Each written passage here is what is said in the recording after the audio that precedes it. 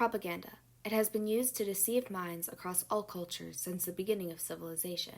Throughout slogans, images, cartoons, pamphlets, and speeches, intellectuals have utilized propaganda to sway opinions, encourage people to join the military, and control power. Many of these techniques were used to ignite the flames in one of the most influential events in modern history, the Revolutionary War.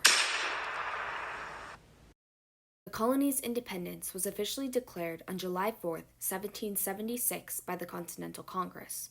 This declaration confirmed the colonists' willingness to fight for the rights of life, liberty, and pursuit of happiness.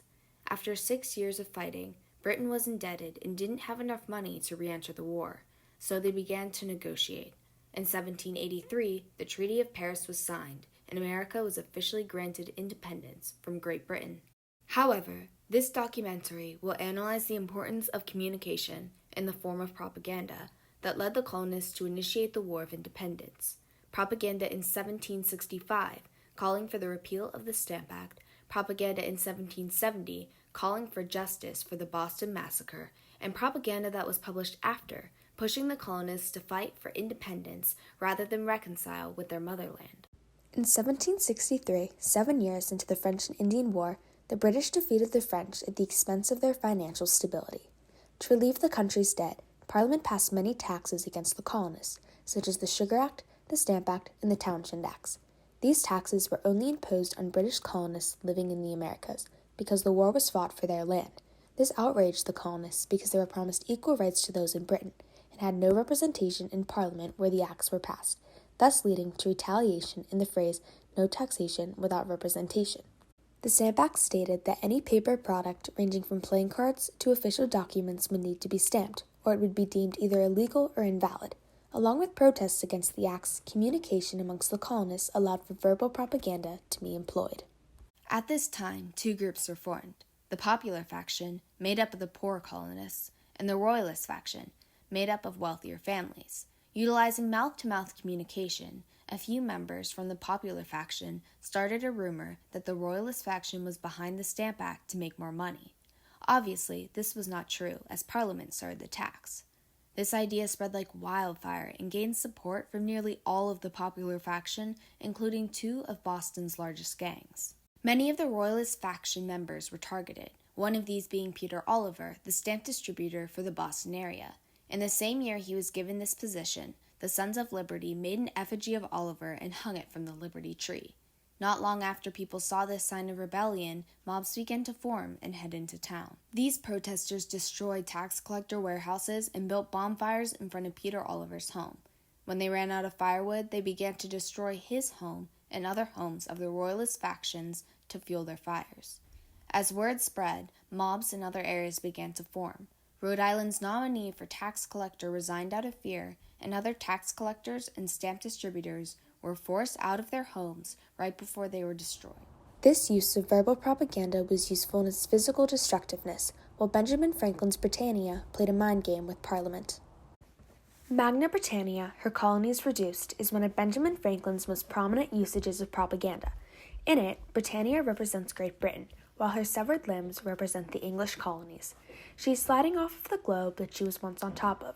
Britannia dominated the world economy and trade, but with the loss of her limbs, can no longer hold her standing. Her right arm can no longer lift her shield to defend herself, and her leg has been stabbed by her own spear. This can be compared to how Britain without the colonies would lose its position as one of the world's most powerful countries. The economic collapse would lead to self-destruction. Draped over Britannia is a sash with the words Date Obolum Belicero, translating to "Give a penny to Belisarius." Every colonist would have known of Belisarius, a Roman general who had won many battles but spent his riches foolishly, and was reduced to begging and saying Date Obolum Belicero. Benjamin Franklin accompanied the cartoon with the morale, explaining that many empires had been destroyed by laws made to favor one district and oppress the other. Franklin said, "All people are entitled to equal protection, rights, privileges, and advantages." Despite the current circumstances, the debt from the French and Indian War, the British had no right to create unequal laws and hostility among the people. Benjamin Franklin communicated the image to members of Parliament and to the people of America. Along with the destruction caused by verbal propaganda, Magna Britannia helped convince Parliament to repeal the Stamp Act in March of 1766. While the repeal helped satisfy the colonists, the fact still stood that they had no representation in Parliament, and their anger was easily renewed in the Boston Massacre. In early 1770, over 2,000 British soldiers were sent to the city of Boston to enforce the new Townshend Acts. As you can imagine, the troops were not greeted with a warm welcome. Tension was high in the city, and the colonists snapped on March 5, 1770. Private Hugh White, a British soldier, was guarding the customs house when a mob of colonists approached, insulting, threatening, and throwing things at him. White fell, and Captain Thomas Preston came to his aid with several other British soldiers. The colonists began to beat them with clubs and sticks. During the chaos, one of the soldiers fired into the crowd, triggering the other soldiers to do so as well. This event was dubbed the Boston Massacre, which is propaganda in itself, for a massacre is the deliberate and violent killing of a large group of people. The events taking place at the customs house should be described as neither. Days after, Henry Pelham created the image, The Fruits of Arbitrary Power, depicting the scene of what happened.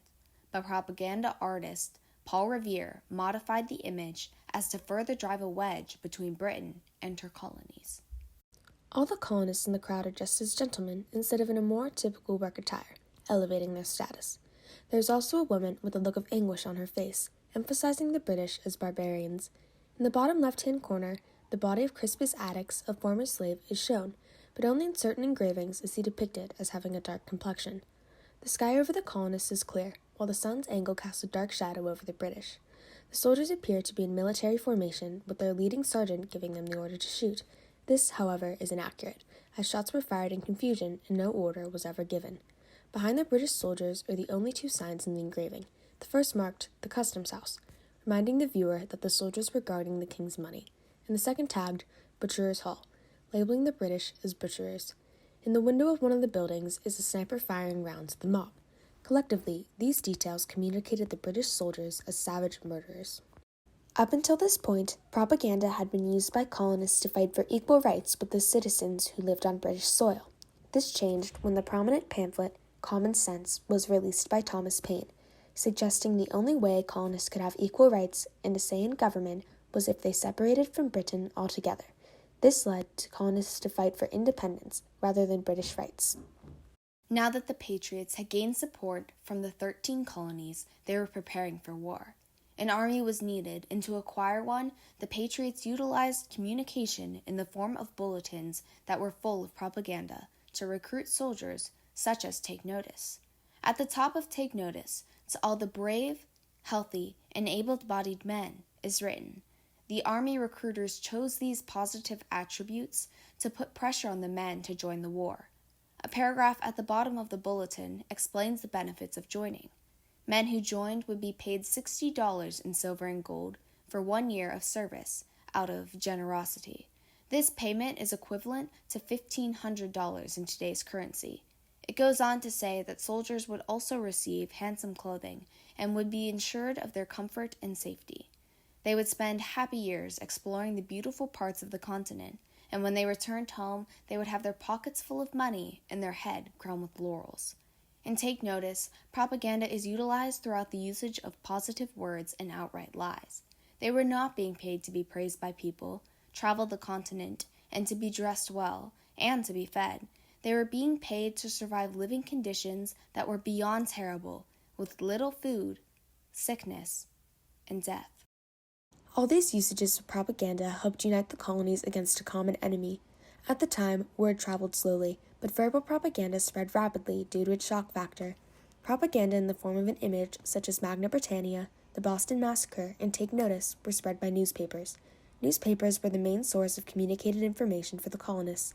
Many of these were run by biased rebels who filled the pages with these images and texts. Pamphlets, though not as common, were also an important way of communication. They brought attention to key ideas and challenged the authority of the British. These three ways of communication were the only political ideas the colonists were fed, sprinkled with biased information and full of propaganda that manipulated the colonists as they could only believe what they were told.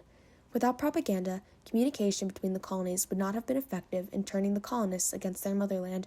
The Patriots decided they wanted independence and managed to gain the support of thousands of people in the 13 colonies through propaganda.